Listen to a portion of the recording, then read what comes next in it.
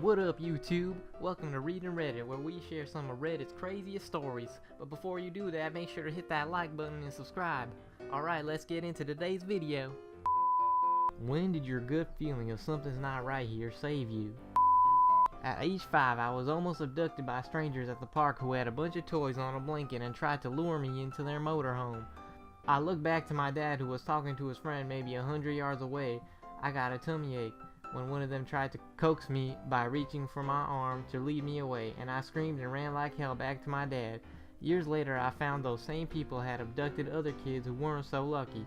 Never ignored a gut feeling since.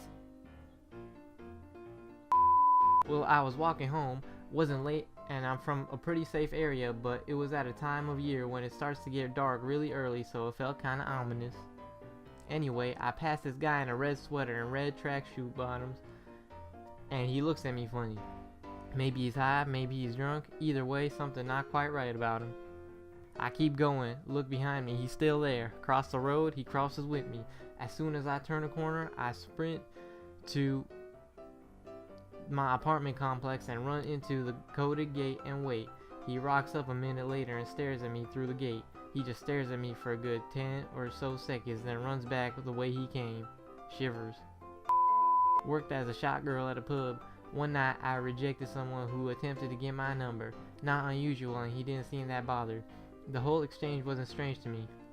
In the early hours after the bar closed, I went to leave through the back door into the car park like usual when I saw the sensor light outside was on. Someone was stood just outside the door. I felt uneasy, so I went out the front and asked one of the bouncers to walk with me around the back to my car. As we rounded the corner, we spotted this guy lurking outside the door holding his belt like a makeshift garrote. When he saw us, he started screaming that I was a effing bitch and I should die. He scampered off into the road and never came back. Not me, but my best friend was driving to California from Arizona with her 2-year-old for work about 5 months ago, and she stopped at a gas station and just got a weird feeling. She normally doesn't lock her car when she pumps gas, but she decided to do it. During that process, a woman came up to her and started talking all nice and whatnot. She got an uneasy feeling about it and heard a noise like someone trying to open the door. She turned around and saw the woman's husband trying to get into her car to steal her baby. She told him to get the F away from her car, and then a man tried to play it off. She told him to F off and got in her car and leave. The couple got in their vehicle and followed her, tried to swerve her off the road and brake check her on the highway for a few miles. She was smart enough to call the cops. This was in Prim, Nevada, by the way, and they caught up to her and ended up arresting the couple. They had gotten multiple reports that day of issues like that. I woke up at 3 a.m. once sitting upright in bed. I felt on alert and my heart raced when I saw that my cat was on alert too, wide awake by my feet and his ears perked up. But I didn't see or hear anything weird. Something didn't feel right, and I couldn't relax, so I got up and went to the kitchen, turned on some lights and ate some food even though I wasn't that hungry. Eventually went back to bed.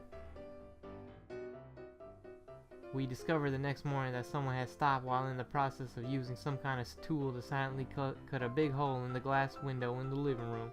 They were trying to break in, right next to the bedroom. I think the lights I turned on scared them away.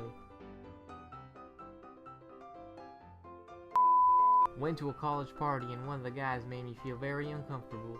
He didn't ever do anything to me, but something seemed off. I kept dumping my shots because getting smashed seemed like a bad idea. I ended up taking a friend and leaving while he told us that we were being lame by not having more of the Grey Goose. He raped another girl at that party that night. I had a similar experience in college. I went to a frat party at another school and just got a really bad vibe. These guys had a separate bowl of punch for girls, which wasn't unusual in itself, although maybe it should be.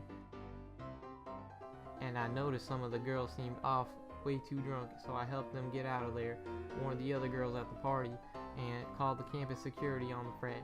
Turned out that a bunch of girls were roofied at the party and had to be hospitalized. It all got swept under a rug, and there were no penalties for the fraternity as far as I know.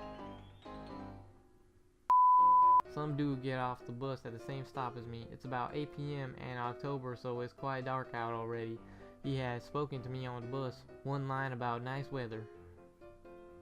Anyway, he gets off the bus after me.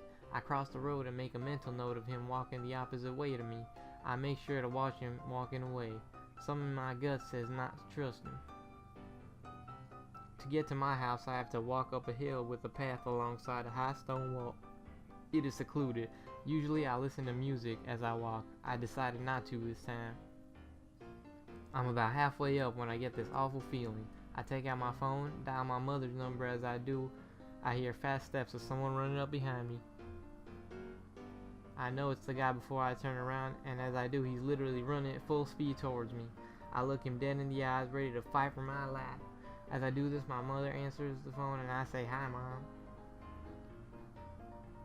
He slows down to a light jog and says evening as he jogs past me. I ask my mom to stay on the line. Her BF comes out to meet me at the top of the hill. The guy is nowhere to be seen. He was definitely running up behind me to strike me, and by turning to face him, I'm certain it threw him off. Was riding my motorcycle with a friend on the back. We were going down a country road behind a truck hauling a bunch of old car tires when all of a sudden I decided we shouldn't be there, so I slowed way down to let the truck go ahead of us. Just as I did, one of the tires fell off the truck and landed right where we would have been. I'm a firefighter. We got called out to a tree fire started by fallen power lines. We pull up in the truck and I'm trusting that my driver and crew leader are doing their job to have a good situational awareness. We get out of the truck and we're parked next to a set of power lines, not fallen.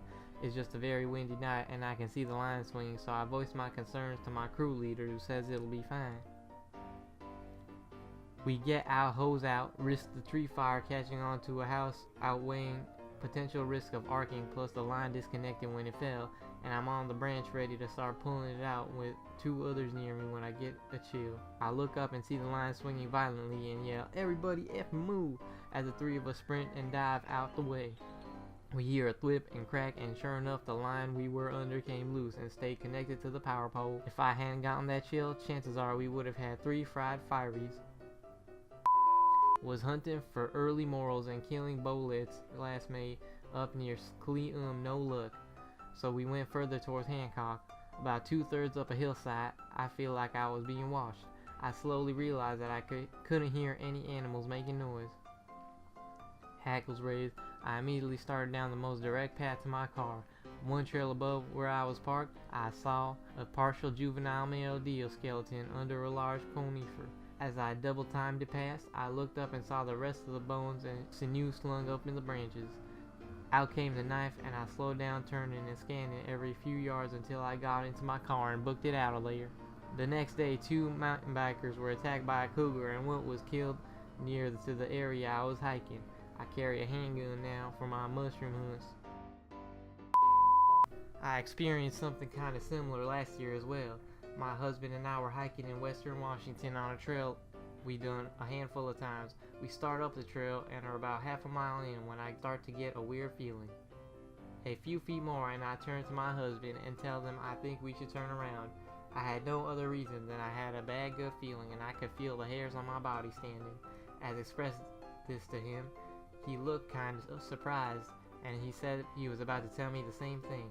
Normally I'm the one who can feel a little spooked on a trail, but in the years we've been hiking together, this was the first time he's ever felt off. Because of this, we listened to our gut feeling and headed back to the car. As we noticed a deer carcass far off to the side that we must have missed on the way up. Although we never saw anything, I'm convinced we were being watched. The amount of relief when we got to the car was overwhelming. I had a friend who said we should go to this party he was invited to by a classmate of his. We ended up driving out to it. We noticed the neighborhood was not too pleasant and sketchy. We saw the house had some lights on in the backyard, but it was quiet for a party. I decided we should not go since something felt really off. Friend ended finding the classmate that invited him got robbed and threatened when he went to the party. It ended up being a fake party. There's been a few times where I hadn't listened to my gut, but one sticks out where I did. I used to live in a smaller Minnesotan town down near some train tracks and a bike running path that extends out of town into the woods. One evening I'm sitting outside my porch drinking a couple beers with my buddy. 2 dudes walk up on us kind of out of nowhere and immediately something seems off with them. It's a college town and drunk people come up onto your porch a lot, or randomly just to say hello on their way to or from the bars downtown. But these dudes had a badass vibe to them. I had a little black Louisville Slugger lying next to me on the porch, so I grabbed it and held it across my lap. One dude asked, "You guys got an extra smoke?" Buddy says, "Nope." The other guy comes up real close, almost onto the porch, and says, "Do you see my face?" I just kept looking forward, but not directly at him, and said, "Nah man, we didn't see anything." And he said, "Good little punk ass," and they both walked away. 2 nights later, I'm sitting in my living room with the same buddy, and the local news is on. 2 guys arrested for robbing and stabbing a man a couple nights back on the trail down by the train tracks next to where I live. My buddy had looked at their faces coming up, and I had seen the dude clear as day that asked for the smoke. It was those same effing guys. Thanks for watching. Make sure to like, subscribe, and share with all your friends and family and everybody you know. Bye.